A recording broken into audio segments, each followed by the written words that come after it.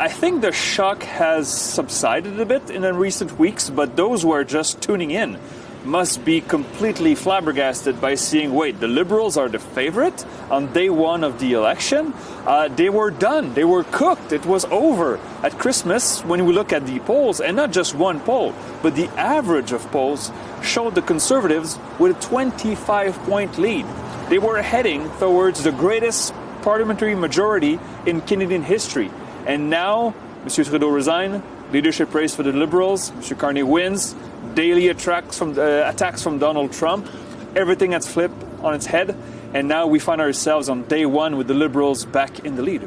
If we look at the polling numbers, we ask Canadians what are the most important issues, and of course that includes Quebecers. And right now, the number one issue has moved. It used to be the cost of living, and that's still important. But right now, the number one issue is how to deal with the American administration. And so you can expect the Liberals to try to campaign against Donald Trump. Meanwhile, Paul Poilievre will try to campaign against the Liberals. And I think this is the contrast we will see in the early days of the campaign. Conservatives still enjoy the strongest, most solid base of voters in the country. They've never had since 2006. They've never had under 32% in a general election. So they have this base of voters. All they have to do is make sure that they get a little more to get over the hump and get that majority. However, right now, we see the NDP has lost tremendous amount of support. So did the Conservatives. In Quebec, so did the Bloc Québécois. And all this support has funneled towards the Liberals. And so they have to find a way to define Mark Carney before he can define himself. And that's a major challenge in a short campaign. Right. And so let's talk about Quebec and specifically Montreal. What are you expected to see here? Are we going to see some strongholds fall?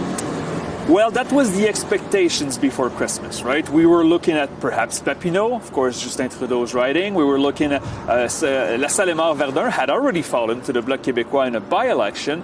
Laurier-Sainte-Marie, the seat of M. Guilbeault, Environment Minister, now Minister of Heritage. And so we were looking at all these seats that could flip. But considering the numbers that we see now, it looks like the Liberals could make gains at the expense of their rivals. And this is, again, once a huge surprise. So I'm looking in these suburbs of Montreal, Le 450, perhaps Longueuil, perhaps in the western half of Montérégie, perhaps the Liberals could make gains. If those numbers hold, obviously, we are at day one. But the Bloc Québécois was leading by double digits before Christmas, and now they're trading.